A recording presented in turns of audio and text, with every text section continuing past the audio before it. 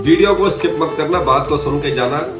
सभी को राधे राधे। मैं सुबह ठाकुर जी का भोग बना रहा था तो हमारे पड़ोसी उतरे, सीढ़ियां उतरते, तो वो एक्चुअली हमारी जो रसोई की खिड़की है वो बिल्कुल सामने है। तो एकदम उन्होंने व्यंग करके बोला कि अरे आप रोटी बना रहे हो, भाभी जी कहाँ है? और तो एक आप कब करने लगे? तो मैं उसको ये बताना चाह रहा था, तो मैं सोचा कि सबको बता दूं। जब एक गुरुद्वारे मंदिर में सोने से लदा हुआ एक आदमी जाता है और वहां पर अपना सेवा करता है तो सेवादार कहा जाता है, लेकिन वही जब अपने घर में कोई काम करने की बारी आती है, अपनी पत्नी की मदद करने की बारी आती है, तो जोरू व गुलाम क्यों बन जाता है? उसकी ईगो क्यों हर्ट हो जाती है? एक बात ध्यान रखिएगा कि जिस घर में भी ना नारी का सम्मान नहीं है, बहू का, बेटी का, माँ का, आप सबको कहने की जरूरत नहीं, आप सब समझदार हैं, उस घर में लक्ष्मी कभी आ ही नहीं सकती। अपनी गृह लक्ष्मी की आप रिस्पेक्ट करें, जहां तक हो सके अपनी पत्नी के हर काम में मदद करें। अपने घर में चाहे झाड़ू लगाना हो, चाहे खाना बनाना हो, चाहे कोई भी कार्य हो, सिर्फ उसी ने ही ठेका नहीं लिया है। सभी से मेरी प्रार्थना कि अपने घर में अपनी बहू, बेटी, खास करके अपनी धर्म पत्नी की, क्योंकि वो एक ऐसा आपके घर का